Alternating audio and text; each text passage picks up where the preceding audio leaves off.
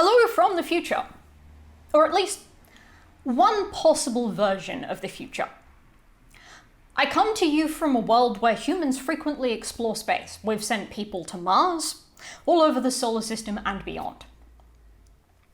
This is also a world where we frequently augment ourselves, from very basic low-tech augmentations to full implantations, the complete cyborg kit. Today, I will be briefing you on how we got here, what this version of the future looks like, and some of the possible benefits and pitfalls that we might run into as we evolve towards a fully cybernetic world. Welcome to Cyborg Security. So, you're here because you want to be a cyborg. But before we get into the specifics of this, it would probably benefit us to talk about how these sorts of devices work and how we actually got here. Cyborg security, or the idea of augmenting ourselves, is not a new idea. It's not even a particularly futuristic idea. We've been doing this for thousands, if not hundreds of thousands of years, in very low-tech ways. Things like glasses, walking canes, wheelchairs, and many other devices that I don't have here to demonstrate to you. This, incidentally, is why I'm qualified to give you this talk. I have experience with both low-tech augmentations and the tech behind the sorts of high-tech augmentations in the future from which I'm speaking to you. Now, these sorts of low-tech devices in the field of medico-cybernetics, or what would become medico-cybernetics, evolved into more technologically advanced devices. And medico-cybernetics was really the first place where the concept of being a proper cyborg, a cyborg wired up to computers and things, really took hold. In sometimes some very, very interesting ways. Because these sorts of low-tech augments, glasses, walking canes, wheelchairs, began to evolve into electric scooters. They began to evolve into powered devices. And one of the places that eventually took us from the original low-tech pacemaker, and we'll come back to the pacemaker story in a minute, was into full heart replacement devices. Now, this is from slightly before the present from which I am speaking. These heart replacement devices were basically implanted inside the bodies of people who were on the waiting list for a heart transplant. The idea was that they would augment the function of the hearts of people who had congestive heart failure, so that they were able to continue to function until they were able to get a heart transplant. And this worked, until it didn't. It worked until the devices started exploding. Devices, mind you, which are implanted in people's bodies. Now, the risk of wandering around the world with congestive heart failure is, if your heart sucks, it's going to continue to suck, and as time goes on, it will probably suck worse.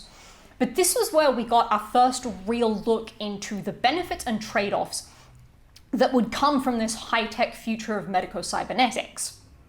Your heart sucks, it continues to suck. Or you can get an augment which has the possibility of going up in an explosion. Then there's the issue of communications devices. So as medico-cybernetics as a field began to evolve, it became very common for people to use, people with cerebral palsy, some autistic people, people with speech impediments or other speech disorders, to use computerized augmented communication systems. One of the issues with these systems is that a lot of them, because they were very expensive in the early days of medico-cybernetics, they were generally subsidized or paid for by government programs. This became very interesting because a lot of these government programs had the presumption that these devices were all the same, that they could be easily switched out if something went wrong with one of them. But what you would find with these communication devices, these talkers, was that once people got used to the particular function and interface of the device that they used, it really did truly augment them. It became exceptionally difficult for them to actually be able to use a new device. So when a young lady with cerebral palsy's device caught fire to the point where it was no longer repairable, you would have thought that the Arizona government would have simply provided her with a replacement. Instead, she ended up in a scenario where she waited for well over a year to get a replacement for the device, and that essentially meant that her ability to communicate, which had been augmented, was significantly diminished. This is one of the problems that we're going to come across as we talk about medico-cybernetics. Once we start to change ourselves, once we augment ourselves, it can become very difficult to go back to a different way of functioning from before this technology caught hold. And then there's the case of recreational cybernetics, or, well, recreational-ish cybernetics, because one of the pioneers, actually, of the field of recreational cybernetics was, or recreational-ish cybernetics, was a gentleman called Neil Harbison. He was one of the pioneers of the cyborg rights movement. He was born with a condition called achromatopsia, which meant that he was not able to see color at all. He essentially experienced the world in complete grayscale. He created a device which was attached to his head, which allowed him to basically perceive color. I believe it was through vibrations. So this allowed him, through a completely different sensory pathway to the one that most people use, to be able to experience a facet of the world that he wasn't born with the ability to pass. Another aspect of recreational cybernetics, which took hold much quicker in the present that you're listening to me in, was the idea of RFID implants or NFC implants. Basically, take a needle, stick a small chip under your skin, and you can program that and use it to do all kinds of things. On the other hand, one of the problems with that is, what happens if someone manages to hack the RFID chip or the NFC chip that you got implanted in your hand? What happens if some nefarious actor decides that they want to take over your pacemaker? This is not a scenario out of complete paranoia. Actually, for many of you here, you'll be very familiar with Karen Sandler's struggle to get hold of the source code for her pacemaker. But there was also the issue of former Vice President of the United States, Dick Cheney, who had a pacemaker implanted, but it was a national security requirement that the very early wireless function on this pacemaker was disabled because they did not want people being able to hack into his heart. Elon Musk's Neuralink, as you're listening to me, has recently been implanted in its first human customer. And as you're listening to me, we don't know how that is going to unfold. I can present to you from this future one particular version of how this is going to look. But what happens when someone hacks into your heart? What happens if someone could hack into your brain? Again, welcome to Cyborg Security. In this version of our future, humans are wired up in all sorts of different ways. We augment parts of our body that no longer work, such as in the case of the congestive heart failure, or parts of our body that don't work in the way that we think they should. What happens if you could attach yourself to, what happens if you could implant your brain? What happens if you could augment the function of your arms and legs? What happens if you could, as President Me frequently complains about the inability to do, just strap on a third hand? And then we're looking at a world where people can completely augment their whole bodies. We can strap ourselves into exoskeletons, which are able to do all sorts of different things that we can't do ourselves with the standard issue meat sacks that we've got. But naturally, all of these advances come with a flip side of various different types of problems. So let's take a couple of steps back to the medico-cybernetic case and medical devices which are used to collect telemetry. I've been strapped up to several of these in my lifetime, and as a pioneer of certain aspects of cyborg understanding in my own right, and frankly, for someone who has spent all of my life working with this sort of tech, quite a Luddite. One of the insistences that I have always had is that these devices which collect telemetry from my body are not connected to the internet. If data needs to be transmitted, data can be transmitted perfectly well from some sort of storage device like an SD card, which can be plugged, or the more futuristic equivalent of some sort of fancy tape drive, which can then be plugged straight into a machine.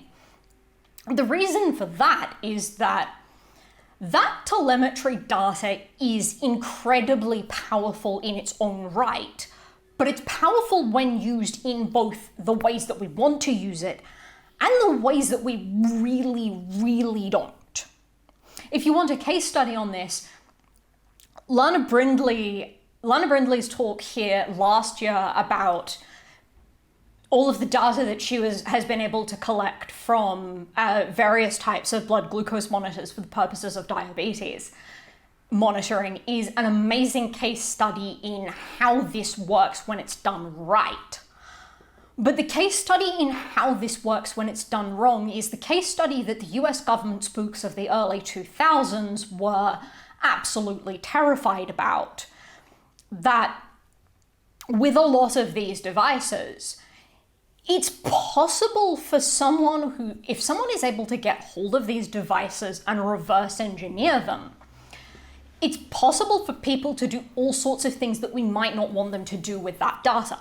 We talk about attack surfaces and attack vectors into computerized systems as they function today, but in the present, we don't really have a good understanding yet of what it means when these attack vectors are part of us, when they are fundamentally part of the way that we function.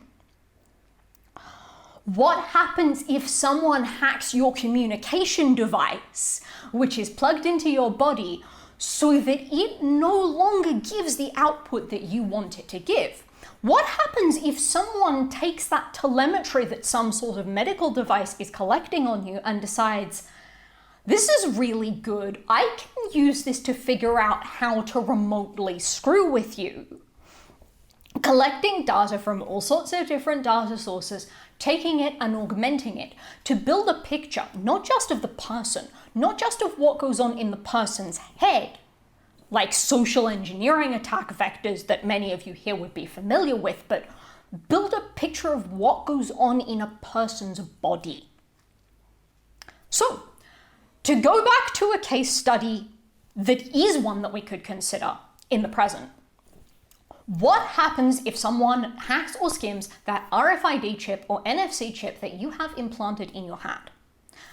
RFID and NFC are really common standards, but RFID skimming is also an extremely well-known problem. So if you have an RFID chip which is implanted in your hand, obviously you're potentially going to have the ability to reprogram that. But if your attacker suddenly decides, okay, well, if I'm going to meet you at location X and shake hands with you, what happens if I have an RFID skimmer just sitting in my hand as I shake hands with you? I can pull down that data from the augmentation and then use it to do all sorts of nefarious things potentially. So are we going to end up in a situation where, in order to not have people cloning the RFID chips in our bodies, the data on those chips, Are we going to end up in a situation where we have to wear gloves all the time to protect against that? I mean, from the future, I can say that RFID blocking gloves have definitely become a fashion item in much the same way as RFID blocking wallets are in the present. But the other aspect of this to consider is not just how we protect against attacking of augmentations in a hardware sense, like through RFID blocking gloves, but how we protect against them in a software sense. So as augmentations become more complicated, as augmentations become more deeply implanted, it's going to become more and more critical to consider both hardware-based attack vectors and software-based attack vectors. There's a very well-known case of a journalist who actually did some research on the pacemaker that he had implanted in his body. And one of the decisions that he made as a result of that, which greatly upset his present-day doctors, who were pioneers in the field of medico-cybernetics, maybe for some very interesting reasons, was that he simply turned off the update function. He set it up so that it was completely impossible for his pacemaker to connect to devices to be updated because he no longer felt safe with his body having that interface to the public Internet of Things. What happens if a malicious attacker takes over, or a malicious actor rather, takes over the servers of the company that owns your cybernetic hardware implant and pushes out a malicious update to everybody's pacemakers which stops them from working? It hasn't happened in the present. In the future, I can't say. The lessons that were learned from Elon Musk's Neuralink, about which I can't be too specific, I'm sorry, I have to keep some secrets, evolved into, or we took these lessons and we were able to use them to evolve the field of recreational cybernetics to allow us to do things that we hadn't been able to previously imagine that we could do. Think taking the Wright brothers' original aeroplanes and sizing them down to an exoskeleton which we could strap on, which would allow us to fly. Bulky exoskeleton nonetheless, but exoskeleton indeed. Problem with all of these sorts of situations, with the pacemakers, with the heart implants, with the future of both medico-cybernetic and recreational cybernetics, is to do this in more than just a hobby lab, to build these full exoskeletons in a way that's not riddled with bugs, the vast majority of them are going to end up being proprietary. Unless we have a world where open source enthusiasts come together and recognize that this is the direction that we're going and start to build these sorts of augmentations, start to build this future, the future from which I am coming to you, ourselves.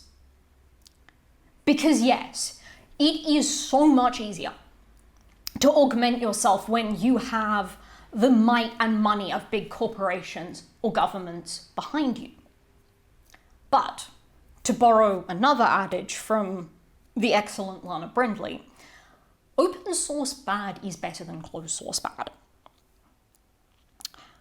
If you want to implant an RFID chip or an NFC chip into your hand, if you want to build some sort of augmentation which will compensate for some limitation of your body or allow you to expand your horizons, the best way to make sure that you are building it in a safe way, in a secure way, and in a way where it's going to continue to function is to get other people's feedback on it. The problem with all of these proprietary devices, from the very early communication systems to pacemakers, to exploding hearts, to the future where we have exoskeletons that allow us to fly, is that we cannot audit what is going on with these machines. Karen Karen Sandler, a name that many of you here will be familiar with, has been on, I think it's a multi-decade quest now, to get access to the source code for the pacemaker that is implanted into her body. Even in the present, where you're listening to me speak, it is not uncommon for people to have devices implanted into their body that they have absolutely no control over the functions of, and moreover, that they have no oversight over whatsoever. But if a bunch of curious open source enthusiasts comes together in home labs, implants RFID chips and NFC chips, evolves that, and shares the schematics, shares the source code, shares the information, having more eyes on this is going to help us audit the cyborg future.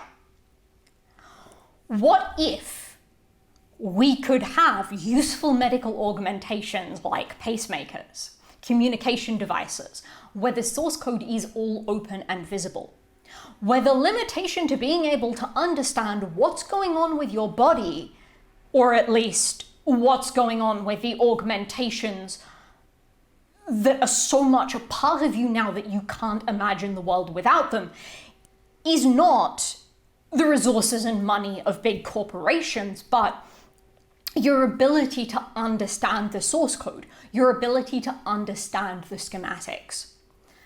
And that auditing function ends up being absolutely critical for the future of cyborg security. So, let's make the argument that we should all, in the present, be interested in this, because we don't know, even though I'm coming to you from one possible version of the future, we don't know yet how this future is going to go. We don't know what it's going to look like when we all become cyborgs. It's creeping up on us remarkably quickly. And we don't know what the limitations of this future are yet. We don't know whether the limitations are time. We don't know whether the limitations are money. We don't know whether the limitations are resources. We don't know whether the limitations are going to turn out to be simple laws of physics. The reality of this is that it's still possible for one person, like Neil Harbison, to decide that they're frustrated with some limitation of their body and they want to augment it. So much of the world that we live in, as illustrated by recent present tense events, relies on open source software, and when that goes right, it goes perfectly right, but when it goes wrong, it can go really, really wrong. So part of the question here is, what happens if, rather than jumping into building a complex cyborg future, we start simple? Sit down, figure out the parts of our bodies that we want to change. Start with the hardware, start with the glasses, start with the walking canes, and then figure out how to use software to sensibly augment it.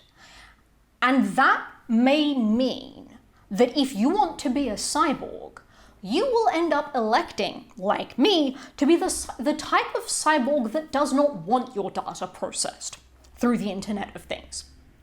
Because, as I said, when talking about telemetry, that data can be incredibly valuable, but right now, we can only use people's data to build up a picture of, well, almost only. The commonly available data on people can be used to build up a picture of what's going on in their minds, but it's not so easy with the current technology that we have in present tense to build up a picture of what's going on in people's bodies.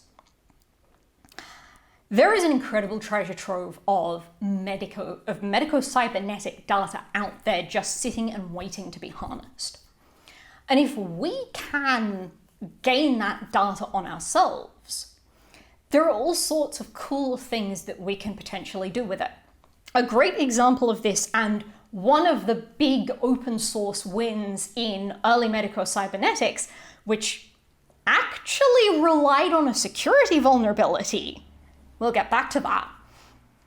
And also one of my favorite topics whenever I speak at conferences, was the original OpenAPS closed-loop system for people with diabetes. Basically, you take a Medtronic MiniMed insulin pump with a critical security vulnerability, you hook it up to a constant blood glucose monitor, and that allows you to create a closed loop where the insulin pump will respond to the data that the constant blood glucose monitor outputs. OpenAPS was one of the really early wins for open source medico-cybernetics, and in perhaps a startling departure from the way that the world in present tense often functions, manufacturers of insulin pumps saw this, and they saw the community around OpenAPS evolve, and many of them went, "This is absolutely brilliant. You know what we're going to do? Rather than trying to build this closed loop system ourselves, where we have both a constant blood glucose monitor and an insulin pump, the open source community has done the work for us. This is public, this is audited. I mean, it comes with no warranties, as the vast majority of open source software does, but by all accounts, the feedback that has come back from people who use these open loop systems to manage their blood sugar is that in many cases, it greatly improves their health because it means that the insulin pump can be constantly responsive to what's going on in their body and can essentially act as an artificial pancreas. So what many of these device manufacturers did was they went, the constant blood glucose monitor aspect of this and how to get the data out is a solved problem. So we're just going to make insulin pumps which interface directly with the already existing open source systems. Everyone can still audit the source code, and you don't have to pay huge amounts of money for the proprietary system.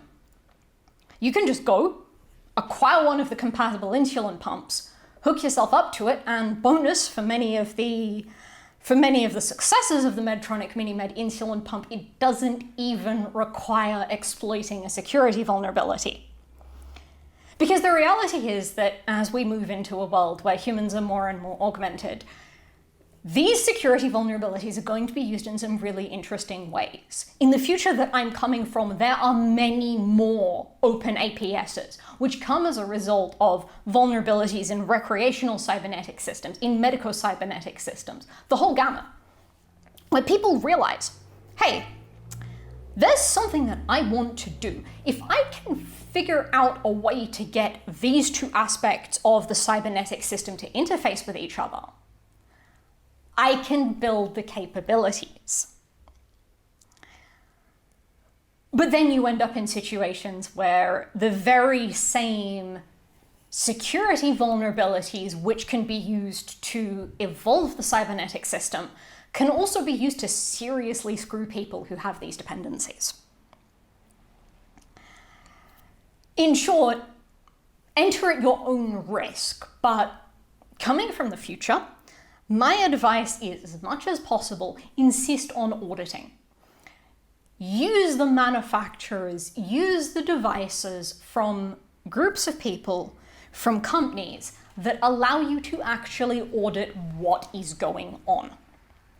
The more you understand about what is going on in your body, in your augmented body, the more that you are both informed on how you can evolve it yourself and how you can protect yourself against the scenario where everything goes completely sideways with very little notice. So hopefully, this briefing so far has given you some ideas about how you can position yourself well in the augmented cybernetic future that we are heading into. And of course, because this is an open source conference, I would be remiss if I didn't discuss in more depth the concept of building your own. There are many ways in which we can do this with a low or lower barrier to entry. There are all sorts of relatively cheap and well understood components like there's many different types of small computers that are around. If one were to go and browse the Adafruit front page, there are all sorts of components which can be used for these sorts of augmentations, which are already available on the market. Many of them have primary uses in robotics or in home automation, but there's no reason that they can't be used for people automation too. So thinking about evolving that RFID chip or NFC chip in the hand, if you wanted to build a device which attached to your body or implanted into your body, how would you do that in a secure way that also allows you to play around? And it may or may not surprise people to know that my answer to this is, if you want to build augmentations, going back to the story of the exploding augmented hearts, the first rule of thumb should be to make sure that as little of that augmentation as possible is implanted in the human body in a way that would require invasive procedures to remove it. If you have a whole heart augmentation which straps onto your body like that, yes, it's going to be a massive pain to carry the thing around with you, but if the actual implanted part is restricted to just the interfaces that are required to actually connect to the heart, then it's quite possible that if you find a fault with the device that you're building, you could swap it out for a competitor's model. Something which you can't quite do in the situation where that device requires the device itself, where the hardware components that actually make the thing function, rather than just allow the interface with the human body, require invasive surgery to remove or change. So that's going to be rule one. From there, there's a series of different ways that we can consider this and different tips and tricks that we can come up with for building your own systems. So leverage other people's work wherever you possibly can. That's a really good piece of advice for the cybernetic future. There are all sorts, even in present day, not considering the future, there are all sorts of people around who are already doing this. Some of them are doing it out of necessity. Some of them are doing it because they want to push the limitations of the system. And some of them are doing it because they want to imagine completely different ways to do this. So whether you're here because you think you'd benefit from the medico-cybernetic side of this, or whether you're here because you want to dive headfirst into the recreational cybernetic side of it, look at what sort of devices are already out there. Look at what people have already done. Look at what's been released. Look at what's been reverse engineered. Talk to other people who have similar problems to the ones that you have. OpenAPS could not have come into being as the work of one person. It required a community. It required discussion to be built out to the degree that it has, where its success is now interfaced directly with commercial insulin pumps. And if you want to build something, start small. If you want to build an augmentation which interacts directly with the hands, start with the tips of your fingers. Then to the palms, then to the arms. Eventually, you will end up with a device. You may end up with a device which completes all of the tasks that you want it to do. But if you start small and gain a better understanding, that gives you a good foundation to build on. And this briefing wouldn't be called Cyborg Security if I wasn't going to give you the advice to always keep security in mind first and foremost. And actually, that piece of advice has two sides to it. One side is keep security in mind in terms of making sure that people can't get access to that telemetric data if you don't want them to have it. Keep security in mind in terms of, does this thing that I'm going to stick in my body really need to be connected to the internet? Keep security in mind in terms of, can I see the code? Can I audit the code? How easy would it be for someone to just come up and run an RFID skimmer against my hand? But it's also, again, with the OpenAPS situation, worth keeping in mind security in terms of how can I push the boundaries? How can I push the limits? The legality of hacking into devices in your own body took many, many years to be settled into this future, into this one hypothetical future. But even with a murky situation that we have today, it's still very possible to reverse engineer some of these components in completely legal ways. Actually, a project that I have in the very near future at some point is to go and tear down a portable ECG machine and see if I can figure out what's actually going on with the thing. Some of them, even the ones that are not connected to the internet, are incredibly powerful. And there's a hell of a lot that we could do in terms of cyborg setups and telemetry, just by taking already existing devices and wiring them into, I don't know, a dashboarding system.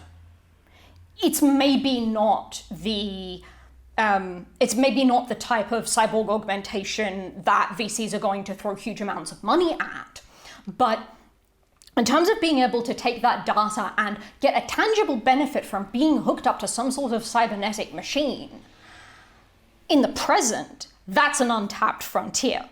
In the future, that can shake out in so many different ways. And don't feel that you have to push your boundaries beyond what you're comfortable with. And coming back to the situation of the communication devices which catch on fire, the exploding augmented hearts.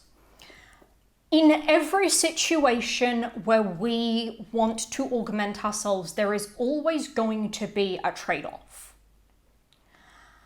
Without having an informed understanding of the benefits and risks, and spoiler, even in the future, the structures that we exist in don't make that easy.